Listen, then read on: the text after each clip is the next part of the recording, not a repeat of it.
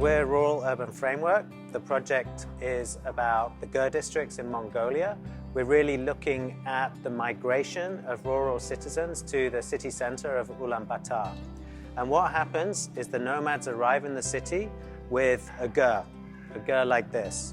They basically set up their nomadic tent and they create a fence around it. This is called their hasha plot.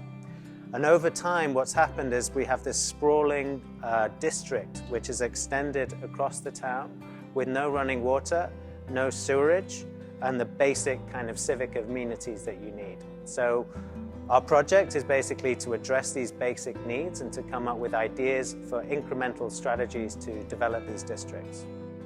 The ger itself is, I would say, the perfect type of housing if you're a nomadic herder. The structure of the ger has not changed in hundreds, maybe thousands of years.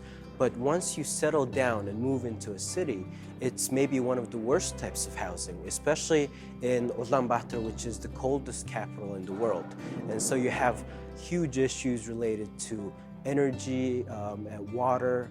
You know, there's so many things that need to be solved. In Mongolia, we're working on actual prototypes which begin to adapt the gers to modern life, bringing infrastructure, bringing community life. What we've started with is to basically implement a kind of plug-in strategy.